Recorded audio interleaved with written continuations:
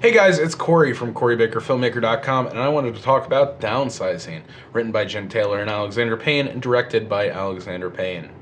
So first off, I went to a new theater, so we can not talk about LA live here for 1 week. I went to go see this at the legendary Chinese theater in Hollywood, formerly Grauman's, now the TLC. I've been here a couple times before, but obviously now that I live in LA, I'm surprised I haven't been since I moved out here. But this was one of the last theaters I could find that was actually showing Downsizing. I kind of wanted to see it before it got out of theaters. And I'll tell you up front, I had problems at the TLC last night. We were in theater 3 and we could feel the entire theater shake from the house downstairs. I guess it was the IMAX 4D, 3D theater below. But anytime something was happening, I assume with Star Wars, the entire theater upstairs would shake. The chairs are also very uncomfortable. It was a long movie, 2 hours and 15 minutes, and I found just that I could not get comfortable in the seats at all. It was just the worst. I spent a lot of time towards the end just leaning forward on the railing because I just couldn't find the comfortable spot. And on top of that, there were some people who were talking loudly throughout the entire movie, and apparently nobody came through to check in on that situation. So I would anytime I go to a theater where there's talking and there's staff who doesn't do anything about it, it becomes less likely that I go back. I'll probably at some point go to another screening at the Chinese, but it only takes 2 or 3 times for me to never go back to a theater again because of the talking. The closest theater to where I lived as a kid in Maryland was the Regal, the Regal Hunt Valley. It used to be a Hoyt's, but now it's Regal Hunt Valley, and the talking at that theater was so bad that I haven't been back in 10 years. You just get done with it at a certain point. And while it's nice to go to a historic theater like the Chinese, it's also incredibly disappointing to have a less than stellar movie watching experience, and that's exactly what it was last night. On to Downsizing. The plot focuses on Matt Damon and Kristen Wiig, who are struggling to get by. Matt Damon plays Paul Safranek, and his wife Kristen Wiig is Audrey Safranek.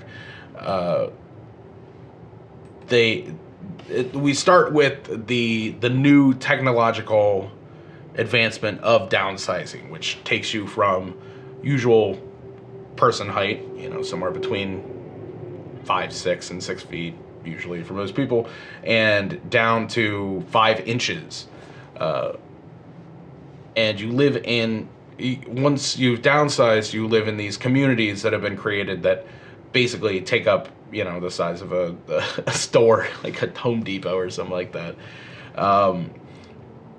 And because you're small, things cost less money. So they talk about examples of buying these during the sales pitch that they go view. They talk about buying a diamond bracelet and a diamond necklace and some diamond earrings for $83, and how they're $150,000 in value as a big person in downsizing terms is $1.2 million, and they can afford this amazing mansion and just everything. And there are copious amounts of free cars which you can use to move around the property, and it's being advertised as a way to save the earth, to be more efficient, to use less waste. But most people don't really seem to care about that at all. They're doing it for the money purposes so that they can live a more extravagant life, their smaller stature. Overall, this film really didn't seem to have its sea legs at any point. It was really kind of like, we're gonna take the opportunity of having them be really small and tell 3 different movies while we're while we're here, rather than just telling the one really compelling story that I think could have been done the entire time. Generally speaking, I like when you have a film in hands of a capable director, or in this case, capable writer and director with Jim Taylor and Alexander Payne. It's you want to let them have the free reign to be able to do what they want, but I think that this one just needed to be brought in just a little bit, just roped in a bit, because it is so... First, you think they're going to talk about the world that we live in and how a downsizing community can make things better, and what kind of advantages would have, and it just feels like the science fiction bit of like, sort of like Honey, I Shrunk the Kids. Like, what is it like when you're small? That could have been the movie all on its own right, but then at a certain point it became about inequity and why some people, you know, poor people who downsize are just poor when they get there. If you're so poor that your value doesn't increase that much, you're still living in these slums, and that's part of the movie. And then there's also this love affair that goes on between Matt Damon and Chau. I felt very, very uneasy about the way that they performed Chau's character, or how they portrayed Chau's character, I guess I should say, because it seemed like it was just a little bit too much. It felt more like a stereotype than a character. It seems to go just a little bit too strong into sort of an Asian stereotype that kind of, it bothered me more than it should have, and it really took me out of the flick a lot, because the Chau, the actress who plays that character, is very talented, and you can see that there's these moments throughout the film where you see it just breaking through, but it at the same time she's also, it rubbed me the wrong way. It didn't feel, it felt inauthentic compared to the way that they portrayed a lot of other people in this, and yeah, it just didn't sit right with me.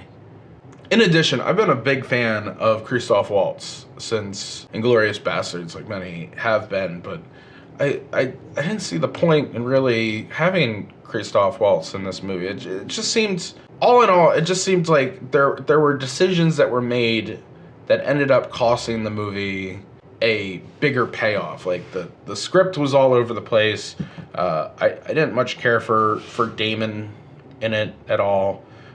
Christoph Waltz didn't need to be Christoph Waltz, and Chau just seemed a little just too much, a little bit too much. It bothered me way more than it should, and I just kept thinking about it throughout the film, to be honest. Like I never really got the chance to really live through the experience of the film. I just spent more time thinking about, like, well, why that happening? Why is this happening? Why did they decide to do that? Like it's all over the place. It's pretty scattered. It's really hard to care about what's going on in the movie. It just, it's missing too many pieces, and I was really excited when I heard about it. I was really excited to go see it. It was one of those things that just kind of kept getting pushed back. But in the end, I don't really feel like this is a movie that is going to be remembered fondly for years to come. So now it is time for the leaderboard. We get one new check mark on the theater list for the TLC Chinese 6 in Hollywood. But if they do not do anything about the talking, then I will not be back. Onto the movie leaderboard, I'm giving Downsizing a 7.5, which is the lowest of all the movies that I've seen so far, minus The Commuter, but The Commuter, again, has Fast and the Furious rules that apply. So that's it. If you like this, you can go check out my website, CoryBakerFilmmaker.com. You can check out my Facebook page, Facebook.com/CoryBakerFilm.